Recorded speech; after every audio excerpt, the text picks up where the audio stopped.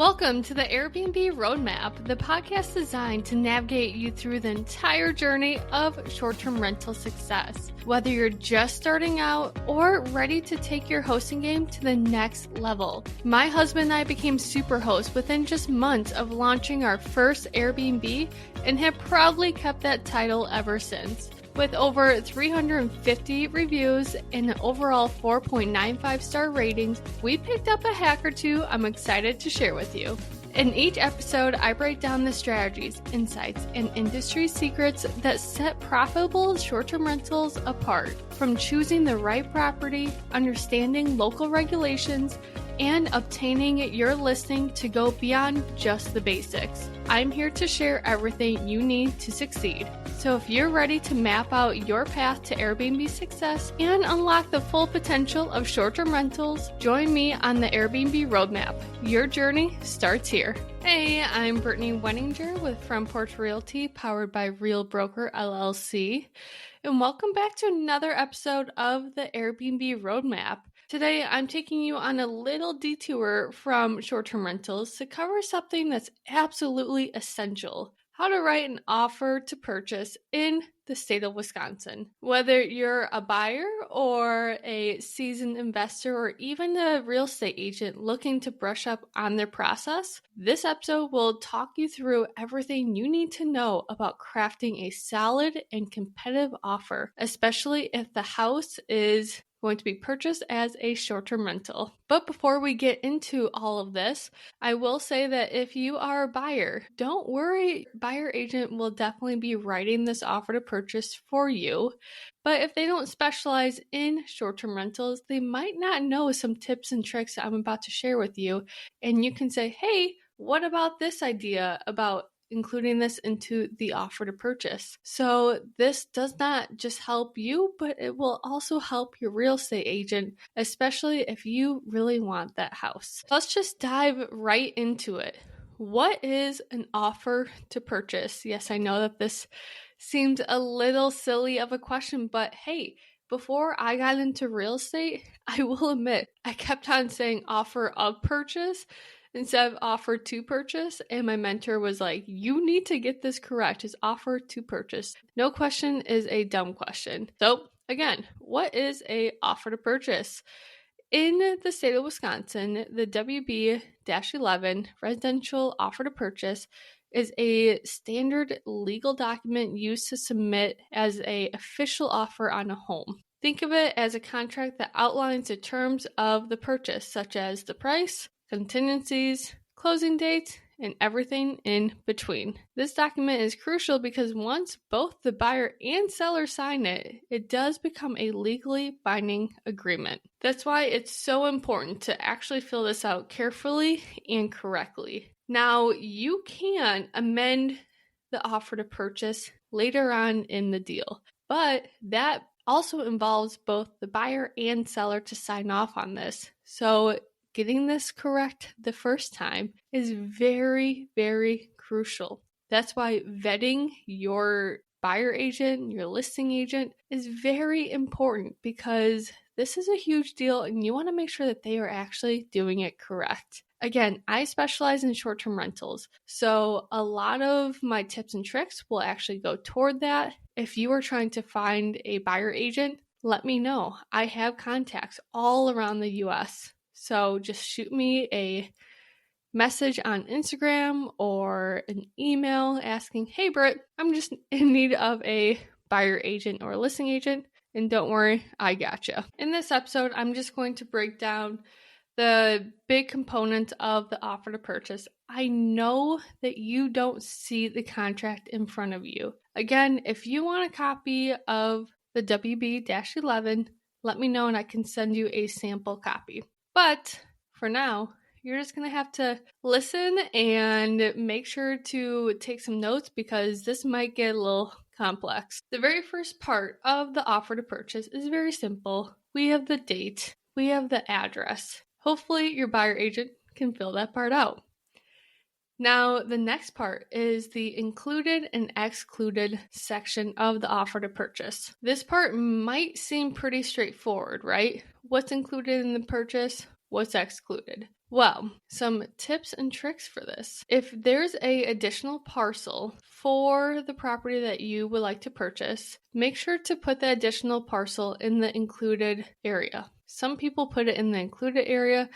Some people also put it in the address, saying like, hey, this parcel is part of the address. Either one, it just needs to be in the offer to purchase. Also, a lot of things that people kind of mess up on is when they are selling a short-term rental, they think that they can put all furniture, all mattresses, all linens, all kitchen utensils and stuff like that. They put this into the included area. Fun fact, lenders do not like to see that all the furniture is included into the deal. So there's a whole nother form called bill of sale, and you actually put all of that stuff in that form. That's a form between the buyer and seller saying, hey, I would like to purchase these items. That is part of the deal. Now, the items that lenders don't mind seeing is refrigerator, stove, microwave, dishwasher, water softener if it's not rented, window coverings, and so on and so forth. Now, the excluded section of this is if the house is actually still furnished and the sellers want the furniture. Most people just put seller's personal property. Now, a tip and trick with this section is, well, one, the very first one was the bill of sale. And the other one is if you know that the seller is older or the seller just does not want to deal with all of their stuff in the house because they lived there for 20 years. A huge advantage is writing in the additional provisions, which is, I believe, the second to last page, but writing additional verbiage in the additional provision stating that the seller can leave any and all items at zero value in the home. This is huge if someone passes away and the kids are now selling the property and they don't know what to do with any of this stuff. Now, you have to be okay with if they kind of leave you a house full of stuff, you have to be okay with it and either sell it on Marketplace or use it or just get rid of it somehow. But this is a huge advantage because if I was someone that just did not have the time or pretty much the willpower to get rid of a whole house full of furniture, then this might look really appealing and it doesn't cost you anything. Now, moseying on to the binding acceptance. What this means is you are telling the seller, like, hey, seller, you have until this day, and sometimes people put the time, aka I always put the time because I go to bed at 8:30 and I don't want to negotiate after 8:30. So I always do a time of 8:30 and then a day. So you say, hey, seller, we need to know by April 18th at 8:30 whether this deal will be accepted, denied, or countered. After the binding acceptance date and time exceeds, then technically the WB11 offer to purchase is null and void. Now, there are some cases where people still accept an offer after the time and day, but just know that that's going to be a communication with the listing agent and the buyer agent. Next section is the closing date. This is also a very important section. You want to make sure that, one, you as a buyer, you're available to actually close on that day. And two, it will actually work out with the lender. So typically in the state of Wisconsin, a normal transaction is about 30 to 45 days. Now, people really try to rush this and do a 25-day closing or a 30-day closing.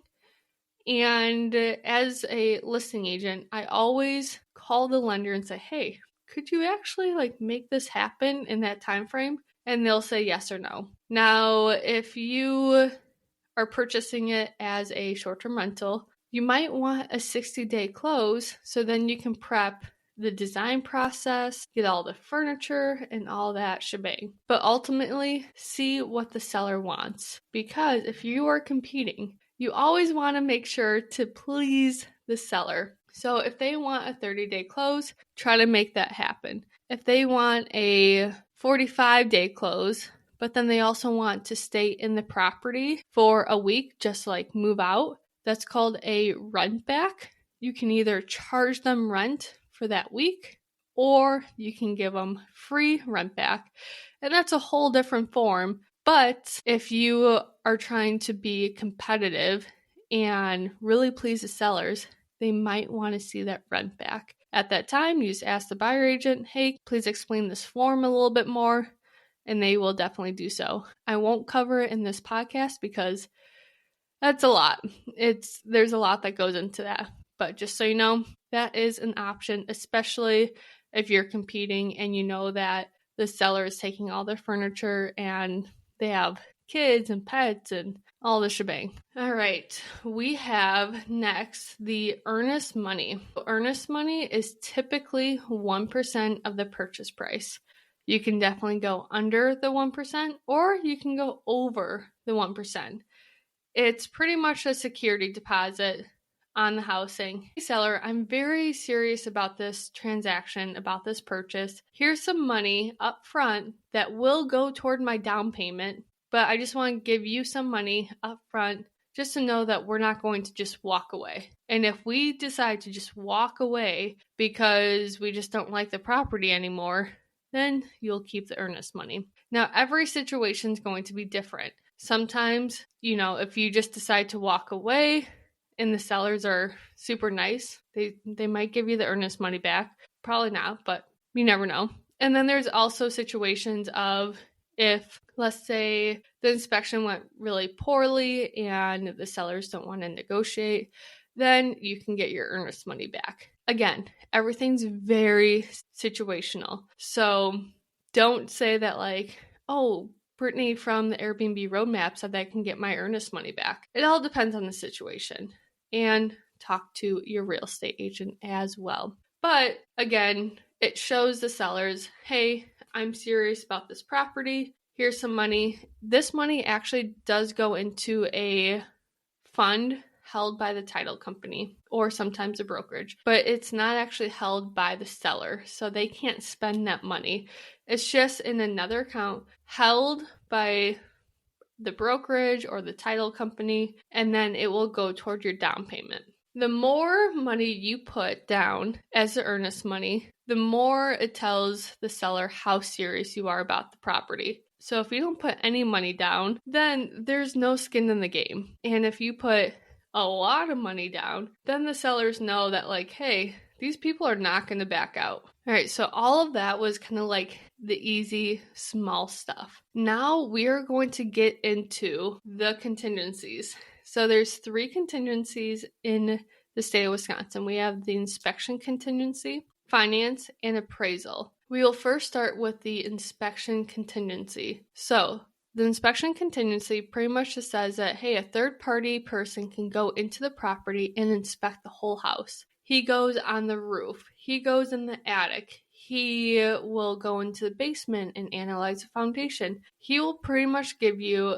the complete guide to your home and the condition it's in. He will also make note of like, hey, the handle on the door is really wiggly, or the chandelier was not installed correctly. This is novice work, which, fun fact, I love the word novice. This is novice work, aka this was done by the seller or someone that was not professional in that field. Novice.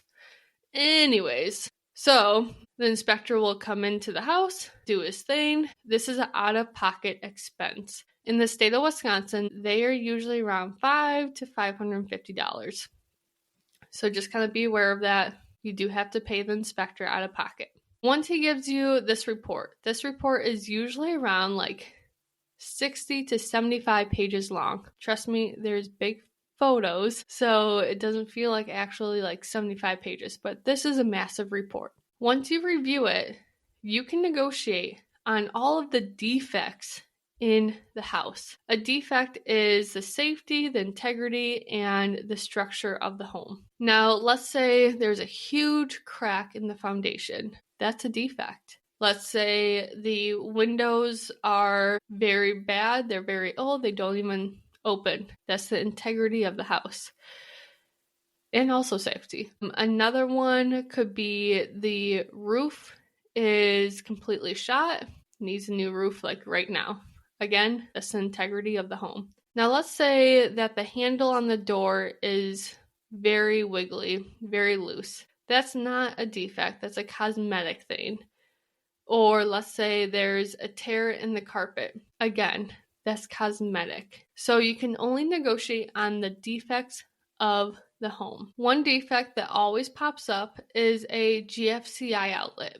Now, we all know that GFCI outlets have to be by a sink, and in the older homes, sometimes they aren't. So you could legally negotiate on this GFCI outlet. Now, that's being very nitpicky. One way to stand out in your offer to purchase is providing a buffer, inspection buffer. What this is let's say you give the seller a $3,000 inspection buffer. What this means is that you can only negotiate on all the defects that add up to $3,000 or more. So let's just say all the defects in the house add up to $5,000. You can negotiate on $2,000 of that. So 5 minus 3 is 2. So you can say, hey seller, there was $5,000 worth of defects in this house. We're just going to negotiate on the 2. Can we either lower the purchase price, give us a credit, or you can make these fixes on your own? I would always suggest having a certified contractor to actually do the work. Now, I personally will always try to get a credit. If a credit doesn't work, then I will do the purchase price. And then my last option is having the seller correct it. But that's kind of like the order that I personally have my clients go in. Now, this is just telling the sellers by doing this buffer that you are not looking to nickel and dime them, that you aren't going to say like, hey, this GFCI outlet, it's a big deal, we want out. You're kind of telling them like, hey, we are actually willing to negotiate and work with you, but we still want to make sure that our butts are covered if anything major comes along. So for the inspection buffer, kind of just remember like a furnace in Wisconsin, and again, don't quote me, your area is going to be completely different than my area, but they are typically around like $4,000, $4,500. A water heater and AC unit is typically around $2,500 depending on what model and installation and all that stuff. So if you have a $5,000 inspection buffer and you have a really bad furnace, that furnace will fall underneath the buffer. If you do a $3,000 buffer and you have a really bad furnace, then you can maybe negotiate $1,000 or $2,000 to help pay for this furnace. Now, one thing to think about is that you don't actually have to fix everything. So if you are trying to negotiate 5 items on the inspection report, you don't actually have to get those 5 items fixed in order to close. You're just negotiating on those items because that's the condition of the home right now. Hopefully that makes sense because that one kind of gets a little confusing. Thinking of listing your property on Airbnb? Here's an exciting opportunity just for you. When you sign up and use my name, Brittany Wenninger, you'll receive exclusive guidance on your profile. I'll work with you personally to make your listing shine, highlighting what makes your property special, appealing to the guests, and ensuring it stands out from the rest. Plus, you'll receive $48 when you launch and host your first guest in 180 days from signing up with the link in my show notes. It's a unique chance to get an insider perspective and boost your listing's appeal from day one. Don't just list your property. Let's make it unforgettable. Again, sign up by clicking the link in the show notes and let's elevate your Airbnb game together. Next one on the offer to purchase is the finance contingency, but we will actually mosey on to the appraisal contingency next and then go to the finance. So for the appraisal contingency, what this one does is it protects you from overpaying on the home. So we have your purchase price, the list price, and then also the appraised value. The list price is what obviously you saw on Zillow, Realtor.com, the MLS, of what the seller would like for the property. The purchase price is what you and the seller agreed upon to actually purchase the home. The house was on the MLS for $300,000 and you guys agreed to pay, for the buyer and seller, I guess. You both agreed to pay $290,000. Now, the appraised value, that is the price that the bank has said that the house is actually worth. So let's say that you actually purchased the home at $290,000 and the appraisal comes in and he's like, oof, the house is not actually worth $290,000. It's only worth $280,000. So now the appraiser literally just said, you are overpaying this house by $10,000. What happens now is that the lender will only lend you up to the appraised value. So they will only lend you money up to $280,000.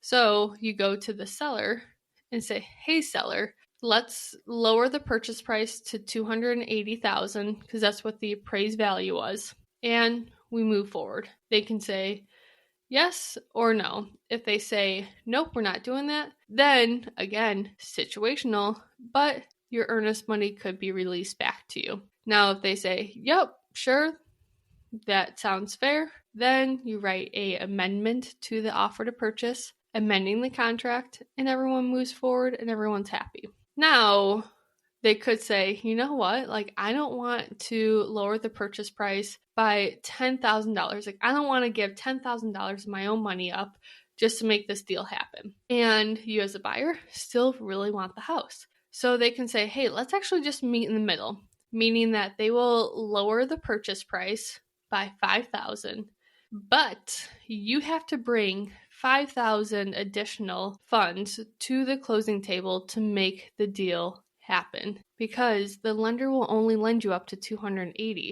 So if the seller lowers it by $5,000 and then you bring an additional $5,000 to the closing table, then that means that you are at that $280,000 mark, and then you can move on to the next contingency. Now, let's say, and this is when it gets really complicated, but let's say that you are putting down 25% of the home. Like, your down payment is 25%.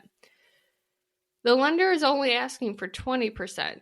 So you can just say, hey, I want to just put down 24% and use that 1% to cover the appraisal gap. And then that's kind of like moving money into different buckets.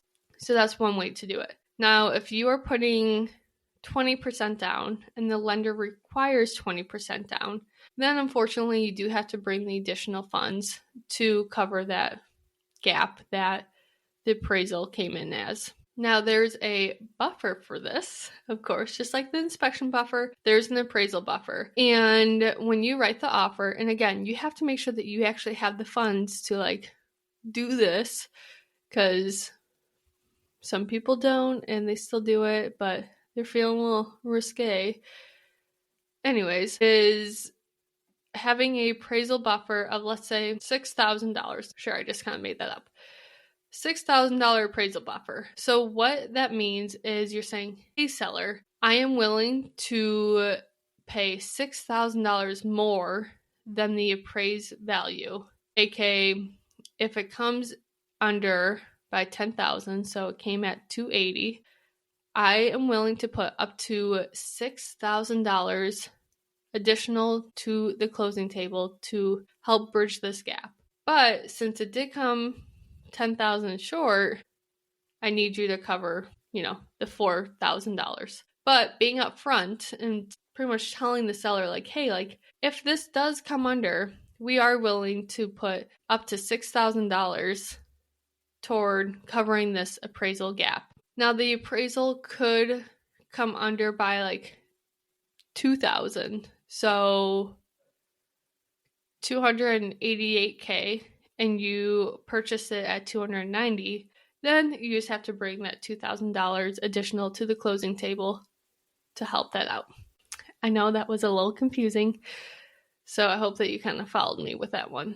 Our last and final contingency is the finance contingency. This one just pretty much protects you as a buyer if you were to, let's say, lose your job, unfortunately. If you lose your job during the escrow of this transaction, then you can say, hey, I can't make this purchase anymore. And then it's kind of like a safety net, and you would work on getting your earnest money back. There's another part of it that if the interest rate just skyrockets, so let's say right now it's like around 6.5%, 7%, skyrockets to 9%, then there is a section in the offer to purchase that has a cap for the interest rate. So as a buyer agent, I always go 0.25 or 0.5% higher than what the interest rate is now. And then if it goes over that, then we have a discussion of, hey, could you afford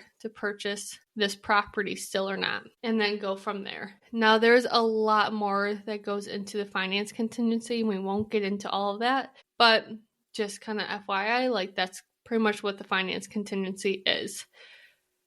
When you are purchasing your home and you want to make it into a short-term rental, there is a loan called secondary home loan. This secondary home loan is a conventional loan. So always put, or have your buyer agent put conventional loan in there instead of secondary home loan. Because when you put the secondary home loan in there, you're pretty much just telling the seller like, hey, like this isn't our primary home, this is our second home. And then they're going to wonder like, is this going to be a short-term rental or not? Like, is my house going to go up on Airbnb? So that's just kind of a little tip and trick that I do. Now, the rest of the contract is additional items such as like if you want to go into secondary position, if you want to do seller finance, and all that little nitty-gritty stuff. We won't get into that, but just know that there are additional like check boxes that you can put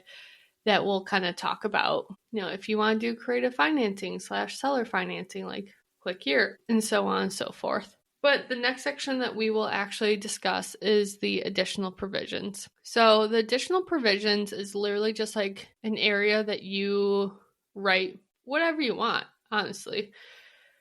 This is where I write the inspection buffer verbiage, the appraisal verbiage in there, leaving all the furniture verbiage in there.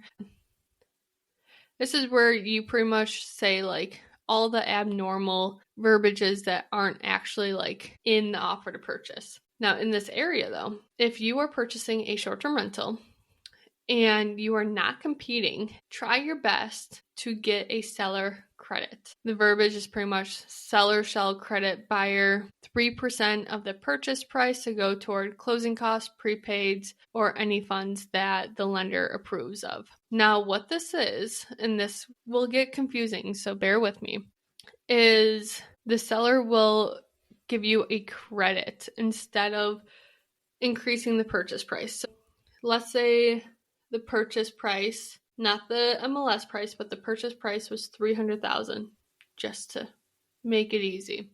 And 3% of $300,000 is $9,000. So instead of writing the purchase price at $291,000 and having no credit, you would write the offer to purchase or the purchase price as $300,000 and say seller shall credit buyer up to 3% to cover closing costs, prepaids, blah, blah, blah.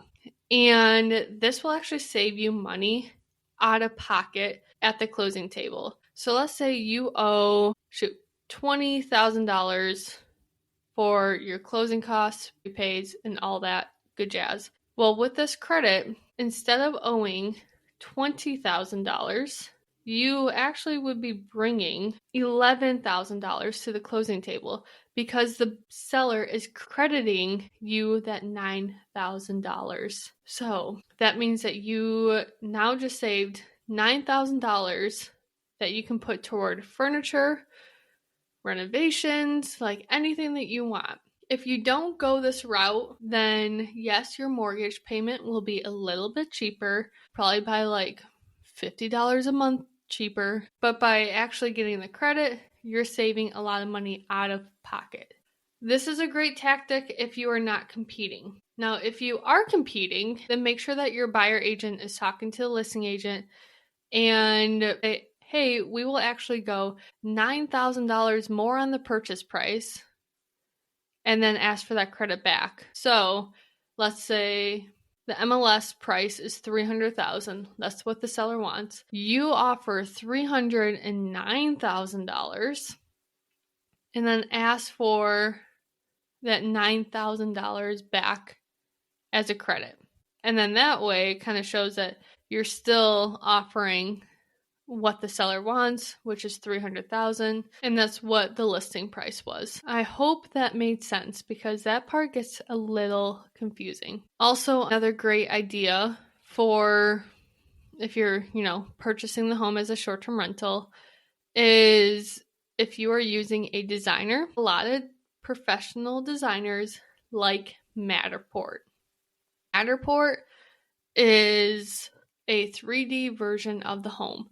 So it's a third-party service. He goes in with a fancy camera and he makes the house turn into like a little dollhouse pretty much. And if you want to look up what it actually looks like, it's called Matterport, Matterport. I'm actually really shocked I spelled that really fast because I really suck at spelling. But you can Google that and then see like an example of this. So in the offer to purchase, I do say seller grants buyer permission to bring in Matterport service at the buyer's expense prior to the closing. This just kind of tells the seller like, hey, we are going to get another service in here. You are already agreeing to let us do this. And then everyone's on the same page. They're good. If they question like, why is this service going to happen? Tell the truth. You have an interior designer and they always require this, or she's going to require this. So I just wrote it in there just to be 100% transparent. The reason why I started doing that is because I did have a transaction where the seller was not comfortable having this service done, which was a little silly just because her excuse was she doesn't want her house to be exposed. Well, her house was already exposed by listing it. Like all of the furniture, all the decorations was already exposed. It's already in the photos. This is literally just having another guy go into the property, get the 3D dimensions and measurements and all that good jazz, and then giving it to the designer. So she didn't really like that we were doing that. So now I'm just very upfront. I'm like, hey, Matterport, it's going to come. So you're going to agree to it already. And one additional tip and trick that I do that I will actually put into the additional provisions. This one includes the inspection. So again, I mentioned that I put the inspection buffer verbiage into the additional provisions. However, if you notice that the roof is really bad, like it only has 5 years left, you could also say, hey seller, I know that the roof is bad. The roof will not go toward the inspection contingency. We will take the roof as is. So any negotiations when it comes to the roof will be null and void. We already know about this. The reason why this is a great strategy is because you already know that the seller's probably freaking out about the roof, that they already think that people are going to negotiate the heck out of it.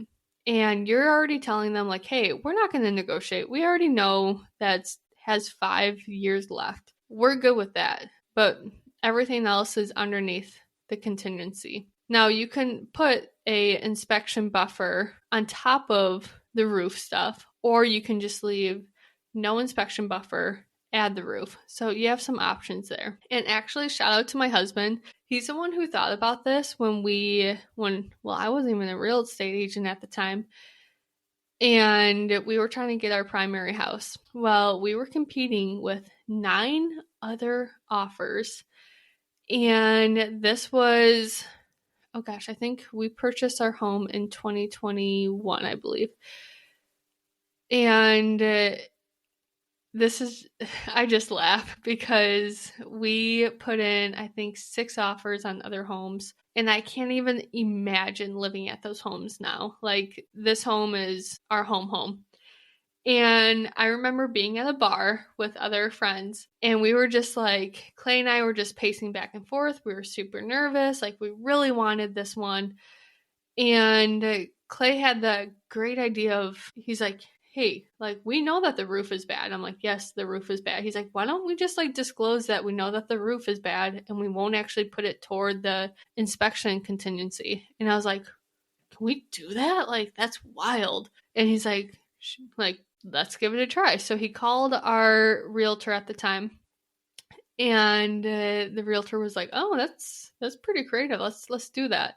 So he put in additional verbiage I think we countered our own offer, and we sent that in. And that's literally the reason why we got the home, was because of the roof verbiage. And that came straight from the seller, that they were like, hey, like, that's why we chose you guys, was because we were really nervous about our roof. And we didn't want to like negotiate that because that can cost a lot of money. So that's why we chose you guys. And I looked at Clay, I was like, yes, like, good job.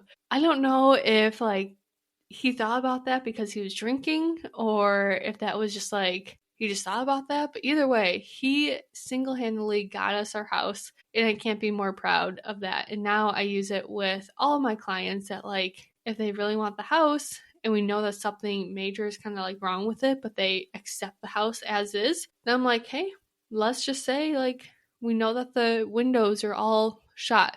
We won't include that into the offer or into the inspection contingency. And a lot of times people like that. So that's another great tip and trick. So that was pretty much the nuts and bolts of a WB-11 residential offer to purchase. And hopefully, if you're a buyer and your buyer agent doesn't really know some of this stuff, you can be like, hey, let's try this out. And they're going to be like, oh my God, like, how did you hear about this? And then you can send them my podcast. Or if you're a buyer agent and you're like, wow, I never thought about that, then you're welcome. I got you. We're all on one team, so it's all good. But again, if you are looking for a real estate agent, literally just reach out to me, and I have some amazing contacts I would love to connect you with. So don't be afraid to like reach out, because I got you. And the people that I connect you with, they know all these tips and tricks. So you don't have to worry about like, agent doesn't know how to do this, because they probably will. All right, that is a wrap for today. I will see you next time. Thanks for joining me on the Airbnb Roadmap. If you're loving these episodes and want to keep the conversation going, be sure to subscribe, leave a review, and share this podcast with someone who's ready to dive into the world of short-term rentals. Got a question or topic you would love to hear about? Reach out. This podcast is all about learning and growing together. And don't forget to follow me on Instagram, the Airbnb Roadmap Podcast, for more tips, tricks, and behind-the-scene insights. Until next time, here's to turning your short-term rental dreams into thriving realities. I'll see you back here soon.